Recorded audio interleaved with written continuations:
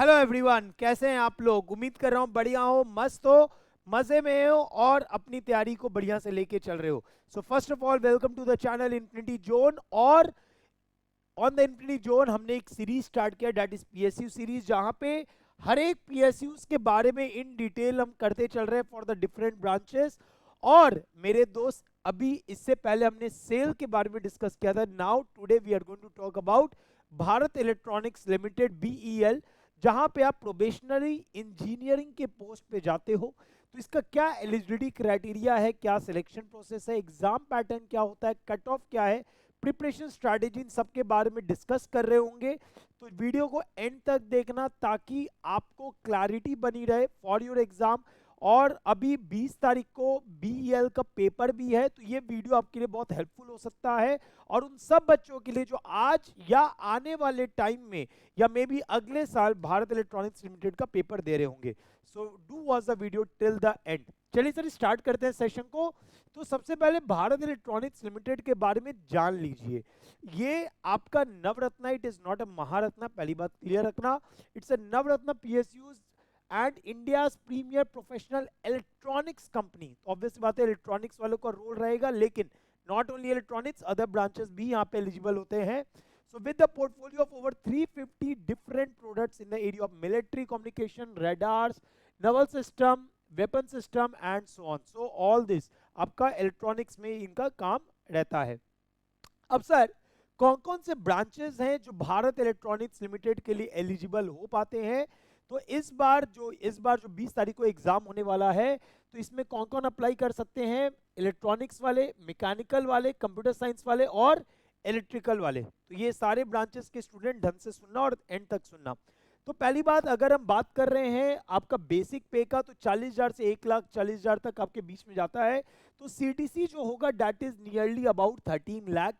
25 years का जो limitation होता है, एज आपका होना चाहिए एज ऑन 1/10/2025। अगर आप 25 साल के हैं तब आप अप्लाई कर सकते थे, that is for general candidate. अगर आप बात कर रहे हैं तो ये आपका बेसिक पे है। इसके बाद आपको अलाउंसेस भी दिए जाते हैं, like DA, HRA, conveyance allowance, performance related pay, everything, तो यहाँ पे आपको दिए जाएंगे। अब मेरे दोस्त, वैकेंसीज काफी अच्छी आई है इस बार। अगर हम बात करें प्रोबेशनरी ऑफिसर इलेक्ट्रॉनिक्स के लिए 175 पोस्ट। इलेक्ट्रॉनिक्स के लिए कौन कौन एप्लीकेबल है। बीटेक किए हुए इंजीनियरिंग ग्रेजुएट, बीएससी किए हुए engineering graduate in electronics, electronics and communication, electronics and telecommunication, communication telecommunication, ठीक है। Then you are probationary engineer for mechanical E2 grade, 109 vacancies है, जहां पे BTech, BSc engineering graduate in mechanical, ठीक है। Probationary engineer in the computer science, यहाँ पे भी BTech, BSc computer science and engineering computer science आपको ये रहेगा। यहाँ पे 42 सीट्स है। Then you have probationary engineer for electrical, और यहाँ पे भी आपका इलेक्ट्रिकल एंड इलेक्ट्रॉनिक्स इंजीनियरिंग वाले बच्चे अप्लाई कर सकते हैं। मतलब वैकेंसीज बहुत अच्छी है। और सबसे अच्छी बात है, इलेक्ट्रॉनिक्स वाले बच्चों के लिए काफी अच्छी खासी वैकेंसीज यहाँ देखने को मिली है, ठीक है। अब अगर हम बात कर लेते हैं एज रिलैक्सेशन का, तो अनरिजर्व कैटेगरी के लिए तो भैया 25 ईयर है age on 1/10/2025। OBC non creamy layer के लिए 3 ईयर का आपको गैप दिया गया है कि भैया एग्जेम्पशन मिला है 3 साल का। SC/ST के लिए आपका 5 इयर्स का मिला है। और अगर आपका हैंडीकैप्ड मतलब पीडब्ल्यूबीडी कैंडिडेट में आ रहे हो, तो वहां पे 35 years for general, 40 years for SC/ST and 38 years for आपका ओबीसी नॉन क्रीमी लेयर। मतलब सिंपल है, 35 से 3 साल फॉर ओबीसी एनसीएल और 35 से 5 साल फॉर SC/ST। अब मेरे दोस्त, अब यहाँ पे जो ओपनिंग्स आई है किसके लिए आई है ये भी पहले समझ लेते हैं। For the following location like Bangalore, Ghaziabad, Pune, Chennai, आपका आंध्र प्रदेश, कोटवाड़ा, पंचकुला, हरियाणा, एंड यहाँ पे आपको दिया हुआ है। तो depending on the requirements of the company, जैसा रिक्वायरमेंट होगा वैसे आपको अलग अलग डिपार्टमेंट के अनुसार जहां वैकेंसी होगी वहां पे आपको भेज दिया जाएगा। अब सर, यहाँ पे मेथड ऑफ सिलेक्शन क्या रहने वाला है ये भी पहले समझ लीजिए।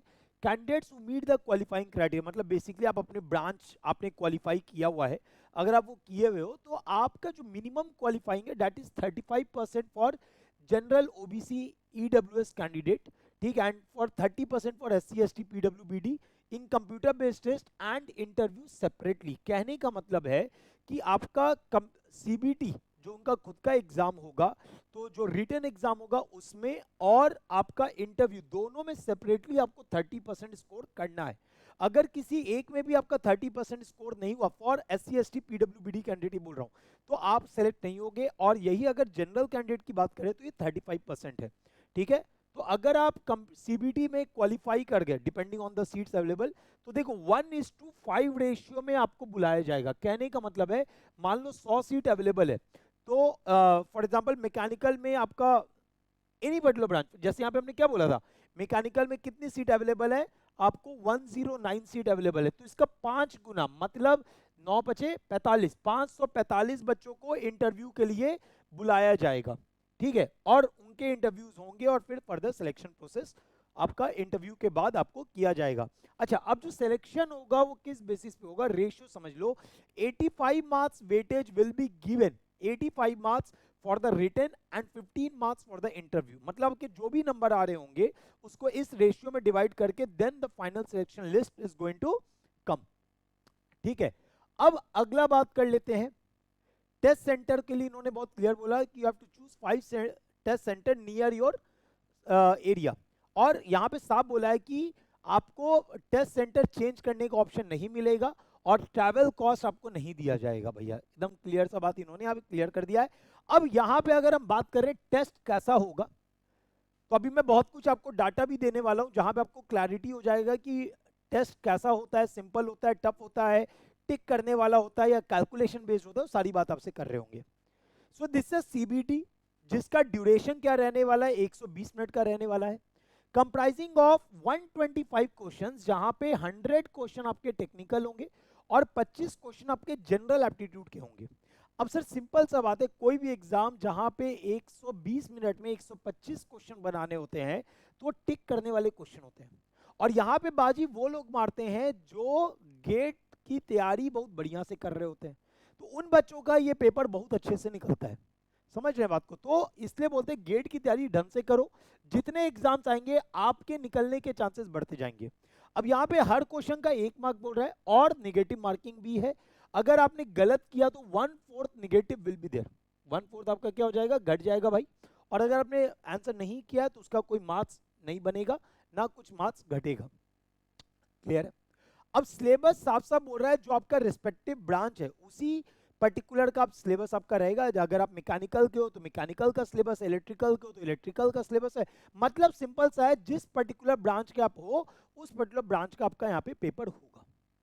ठीक है, एडिशनली यहाँ पे बोल रहा है the test will include a section on general aptitude to access the analytical and regional ability. मतलब वही जो आपका 25 नंबर का 25 मार्क्स का जो बोल रहा है, मतलब 25 क्वेश्चंस का जो पार्ट है वो यहाँ पे कवर हो रहा होगा। अब सर ये डाटा है जो इस बार बच्चों ने जो अप्लाई किया है, ये इस बार का डाटा है कितने बच्चों ने अप्लाई किया है। ठीक है, इस बार के लिए जो 20 तारीख को पेपर होने वाला है। अगर आप देखो सबसे ज्यादा एप्लीकेशंस जो गए हैं वो किसमें गए हैं, कंप्यूटर साइंस में। Highest number of application, seats कम है, एप्लीकेंट्स ज्यादा है, जिसका अंदाजा यही लग रहा है कि कंप्यूटर साइंस में अभी जनता ज्यादा है जो तैयारी कर रही है।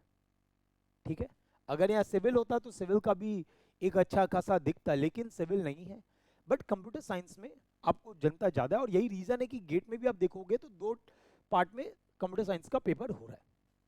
अब इलेक्ट्रिकल की अगर हम बात करें तो इलेक्ट्रिकल में आपको कम है क्योंकि ऑब्वियस बात है सीट्स कम है, लेकिन आप इलेक्ट्रॉनिक्स में भी अगर देखोगे तो क्योंकि सीट्स भी काफी ज्यादा है और मैकेनिकल में भी सीट्स काफी ज्यादा है, तो यहाँ पे आपको करस्पॉन्डिंग आपको नंबर ऑफ एप्लीकेंट्स आपको देखने को मिल रहे हैं। आप साथ साथ देखोगे अगर इस डाटा को एनालाइज करें तो compare to unreserved category OBC और SC ST के कैंडिडेट्स ज्यादा है। ठीक है, इसका रीजन बड़ा क्लियर है कि भैया आपको रिजर्वेशन है तो ज्यादा लोग अप्लाई करते रिजर्वेशन में, एज गैप का एक फायदा मिलता है। अब ये एक डाटा है जो एकदम करेंट डाटा है, जो अभी इस साल जो भारत इलेक्ट्रॉनिक्स लिमिटेड का एग्जाम हुआ था जिसमें 2 ब्रांचेस के लिए सिर्फ हुआ था, one was mechanical and other was electronics. आप इस साल भी देखोगे तो मैकेनिकल और इलेक्ट्रॉनिक्स का सबसे ज्यादा वैकेंसी निकाला गया, जो अभी एग्जाम होने वाला है 20 तारीख को। तो if you look at the cut off, it is high. But sir ये हाई क्यों है? 125 नंबर में 92.5 का कट ऑफ, सीट्स इतना होने के बाद भी एकदम रहेगा। मैंने क्या बोला? जब पेपर सिंपल होता है तो कट ऑफ ऊपर जाता है, पेपर सिंपल नहीं है कट ऑफ में नीचे आपको देखने को मिलेगा, और ये हर एग्जाम में मिलेगा, right? So if you look at the cut off here, आपका मैकेनिकल के लिए 92.5 आउट ऑफ 125 एंड इलेक्ट्रॉनिक्स के लिए 87.5 for unreserved category out of 125, which indicates कि पेपर बड़ा सिंपल रहने वाला है। आपका एक ही टारगेट है कि आप गेट की तैयारी अच्छे से करें। अगर आप गेट की तैयारी अच्छे से कर रहे हैं तो आपका पेपर निकलना कोई बहुत बड़ी बात नहीं होगी। अगर आप गेट में मॉक अच्छे से लिख रहे हैं, टेस्ट अच्छे से दे रहे हैं और आपके नंबर अच्छे आ रहे हैं, आपका रिवीजन अच्छा है, ये सब एग्जाम निकालना कोई बहुत बड़ी बात नहीं होगी। अब सर ये लेटेस्ट जो आपका रिलीज हुआ था on 5th of December by the Bharat electronics limited, उन्होंने साफ साफ बोला है, बहुत क्लियर शब्दों में बोला है, this is based on the CBT, this is for CBT that to be conducted on 20th of December। तो यहाँ पे इन्होंने कुछ बात बोली है। पहला चीज आपको मेल पे, अगर जो लोग अभी तक चेक नहीं किए जरूर चेक कर लेना, आपके मेल पे टेस्ट सेंटर बता दिया गया है, आपके मेल पे टेस्ट सेंटर को बता दिया गया है। And admit card with the address details of the test centre will be release on 13th, that is on Saturday. मतलब आज 11 है, परसों आपका टेस्ट सेंटर भी आपके सामने होगा, ठीक है? मतलब टेस्ट सेंटर का address detail, complete address with the admit card आपको आपके मेल पे आ जाएगा। तो मेल चेक कर लेना, वहीं पे आपको आपका एडमिट कार्ड मिल जाएगा। And all the best for the exam. तो इसी तरीके से informatory video will be giving you on a regular basis on this channel. एक एक करके I am covering each and every PSUs। तो इट्स अ प्रोसेस, एक प्रोसेस है। और लेकिन एक बार अगर आपको इंफॉर्मेशन हो गया तो मुझे नहीं लगता कि आपको कोई मिसगाइड कर सकता है कि सर इस PSU में किस तरीके से पढ़ना है, क्या पढ़ना है, कितना पढ़ना है। डोंट वरी अबाउट एनीथिंग, कौन क्या बोलता है नहीं बोलता है फर्क नहीं पड़ता। आपका काम है मेहनत करें, आपका काम है रिजल्ट ओरिएंटेड पढ़ाई करें, और जो बच्चा साल भर मेहनत करता है, कंटिन्यूस एफर्ट लगाता है, रिजल्ट उसका डेफिनेट आता है, राइट? तो जो बच्चे इवन सिविल वाले इस ग्रुप में है, इस यूट्यूब चैनल पे, जरूर अपने अदर ब्रांच के दोस्तों से शेयर करना। एंड वी विल इंश्योर कि एक बहुत अच्छा इंफॉर्मेटरी एनवायरनमेंट हम इस चैनल पे क्रिएट कर पाए आपके लिए, right? Thank you everyone, meet you all for the next session. Till then, bye bye.